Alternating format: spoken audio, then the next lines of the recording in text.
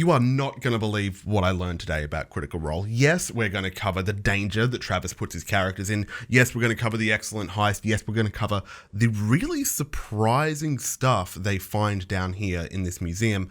But first, did you know that Critical Role's Matt Mercer and Sam Riegel were offered honorary memberships to the Flat Earth Society? Apparently, Sam made a joke about Flat Earth at some point in this campaign, and the Flat Earth Society picked up on it and offered them honorary memberships.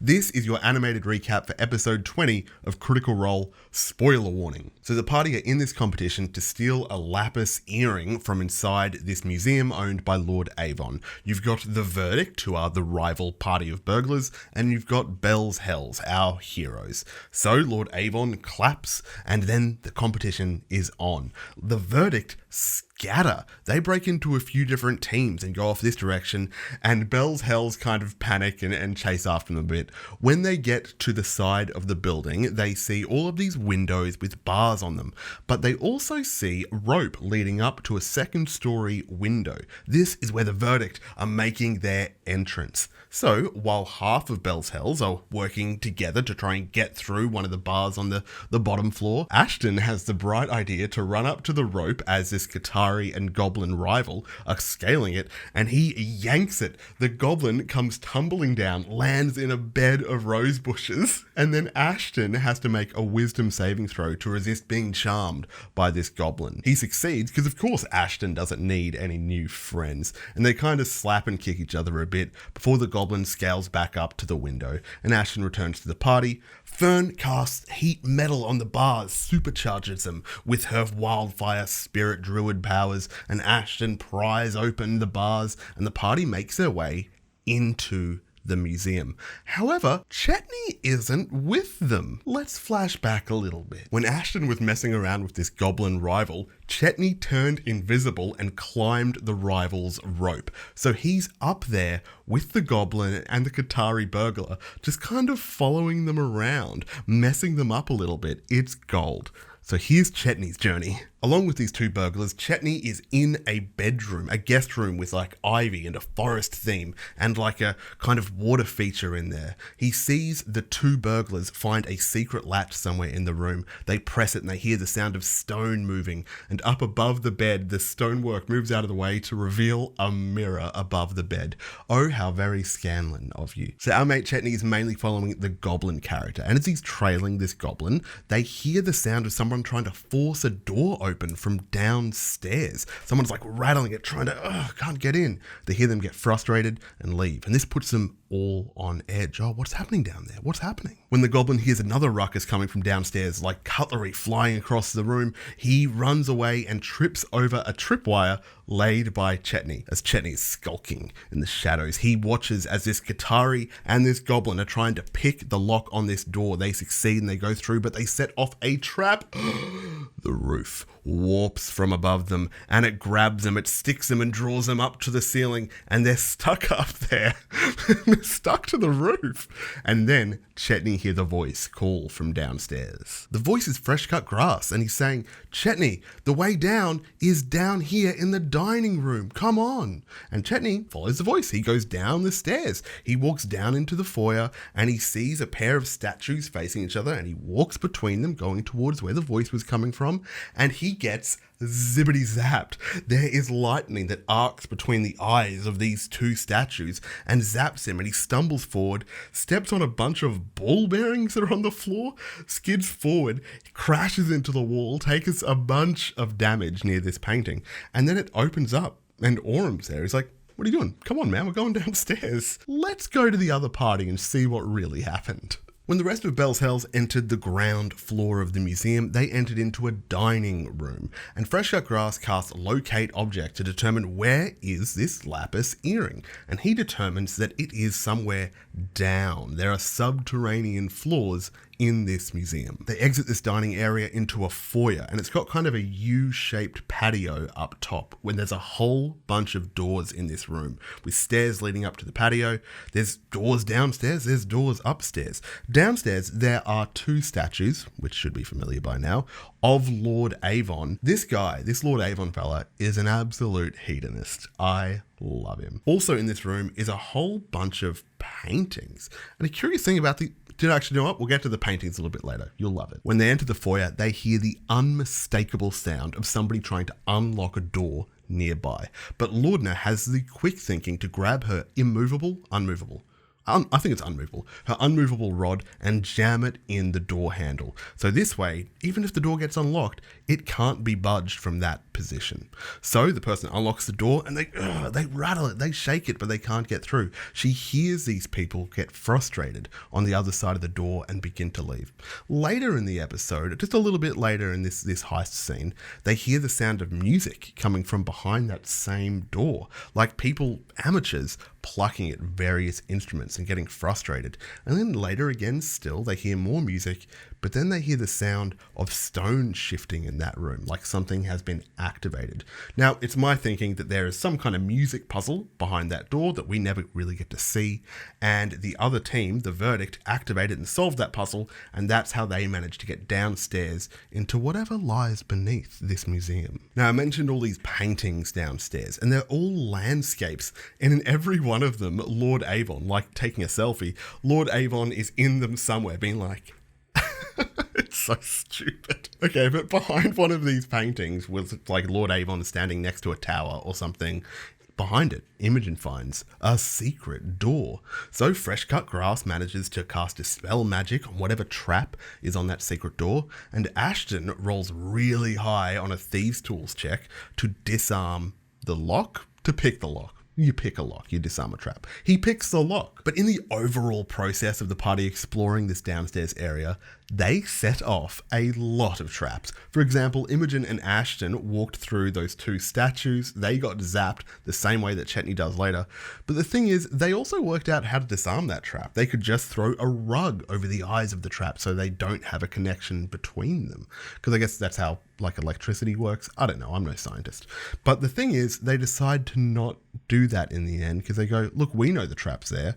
And if the Verdict walks through here, then they'll get zapped. That's great. We'll just leave it active. And also, near this secret door, Imogen leaves a bunch of ball bearings. So if anybody were to walk on these ball bearings, they would fall over, and that would be embarrassing. Aurum goes into the kitchen and gets absolutely magnet attacked by a bunch of cutlery and knives that shoot through the room and like stick in the wall near him. Magnets, how do they work? And inside the kitchen, Aurum stole some lentils and flour, and Fern stole some salt and pepper, and they use some of these materials to rig together some weird like tar and flour trap through the secret door, so that if somebody follows them, they're going to get, embarrassed. But at the end of this ordeal, as the party gathers around this secret passage leading down into the true museum, Fresh Cut Grass calls out, Chetney, come on down, what are you doing? Chetney runs down, sets off all the traps that the party set up for him, and the party descends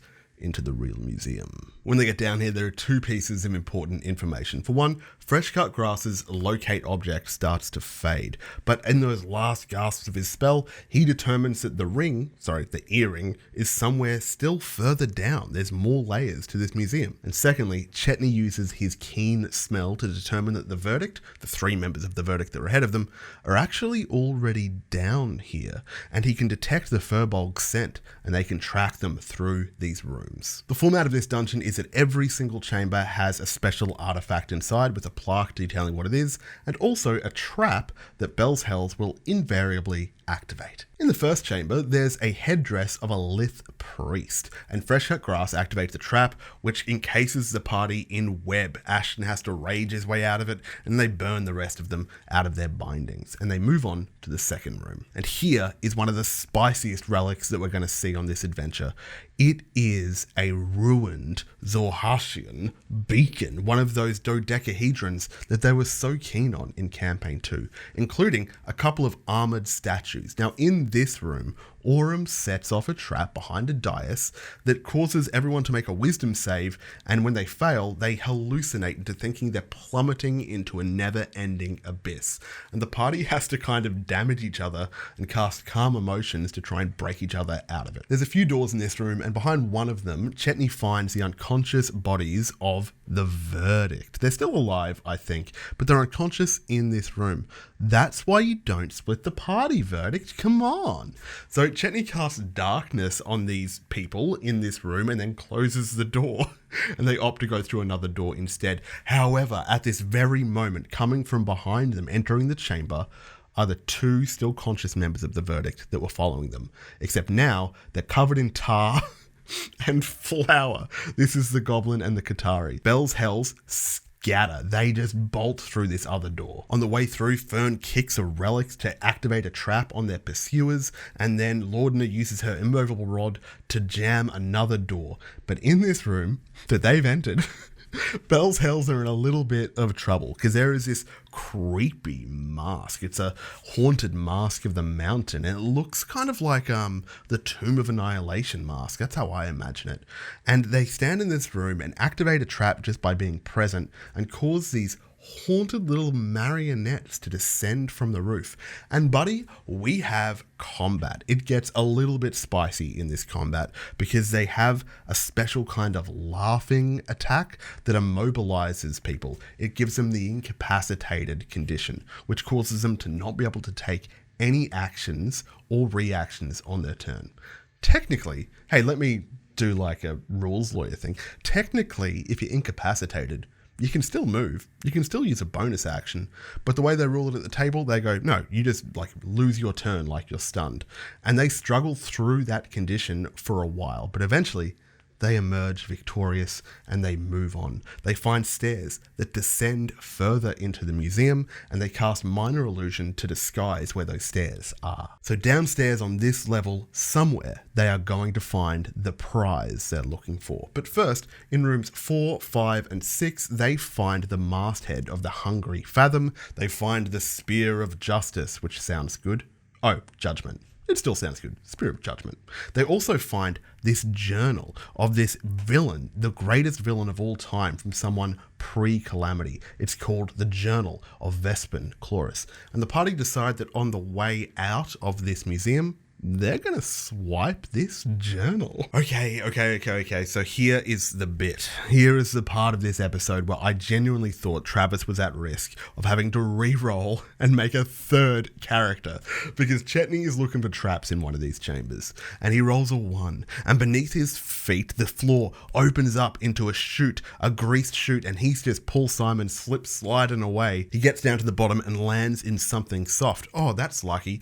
And then there's something soft just kind of starts to digest him, because buddy, this is some kind of ooze or gelatinous cube, and it is, it's doing good damage. He's trying to climb out of there. He's got like a piton in the wall, like a spike, but everything's greased and he's struggling to get out of there. He tries to pull himself up. He can't do it. He keeps falling back in. The party are trying to lower a rope down the chute to try and get him, but it's not long enough. They end up having to finagle some situation by combining a bunch of different ropes, and then eventually even using Fresh Cut Grass's grappling hook as part of their mechanism. They create a daisy chain, hands across Shorehouse or whatever, hands across Marquette, to try and like get down there so that Chetney can grab onto them. Chetney downstairs has turned into a werewolf to try and help his escape, but he's fallen lower and lower and lower on hit points, and the cube or ooze is rising, like trying to chase him up the walls. He's down to 4 hit points. He has to guzzle one of his potions. Oh my goodness. If I had hair, I would be pulling it out. Aurum's at the end of this daisy chain and manages to finally grab onto Chetney. And as they do like the Terminator arm handshake thing, Chetney draws blood from Aurum's arm. Now here's a mechanical thing that happens with Chetney's class. Because he's a werewolf, if he is under like 21 or 23 points of health, then he needs to make wisdom saves every round, or he just goes wild and bloodlust kind of takes him over. So he's on about 19 hit points at this point. He rolls badly on a wisdom saving throw and starts attacking Aurum. Thankfully, when Chetney attacks Aurum Orm's not subjected to a bite attack that could give him the werewolf curse himself. Instead, it's claw attacks that just do damage. The party get Chetney up to the surface, and fresh cut grass heals him so he doesn't have to make those wisdom saving throws anymore, and they continue on their journey. And let me remind you of a few things. For one, the party has engaged with so many traps and encounters on this journey so far, they are very depleted. 2, they still have 2 people upstairs that are trying to get through that jammed door and pursue after them. So there's a bit of danger there. And 3, Imogen's still blue. She still hasn't been cured from being blue. She's still blue. Okay, so just in your imagination, just remember that Imogen's still blue. In Chamber 7, there's this lion statue that's on like a swivel, and it's got like this big cavernous mouth. I'm pretty sure this is going to end up spewing napalm at some point. But the room's actually pretty chill, and they just make their way through it without any trouble. And in the next room, they find their prize. This room has the earring, and it's in this glass display case in between some candelabras, and the walls in this room are doing some weird like color changing stuff. And when they enter the room, those colors start to kind of coalesce into like browns and shapes of some kind of humanoid shape. Are these like clay golems they're gonna have to fight? But these golems forming is a massive timer for the party. They've got to get this earring before they appear. So Orm's looking around for a lever or a switch or something that's going to let him get access to the earring. Some of them try smashing the glass, but it doesn't work. They cast different kinds of spells, doing different kinds of damage into the glass to try and break through, but to no avail. And the figures, they finish forming, standing before them, and the episode ends. Boop, boop, boop. Thank you very much for watching. Did you know that I have a Patreon? And if you play D&D, if you specifically Lost Minds of Fandelver, I've got a bunch of cool stuff up on Patreon that you can get for just $5. Literal years worth of content for $5. All these people down here are my patrons. Thank you so much, patrons. I really appreciate the support. And did you know that YouTube thinks you might like one of these videos over here? Or like this video, click on one of these, leave a comment.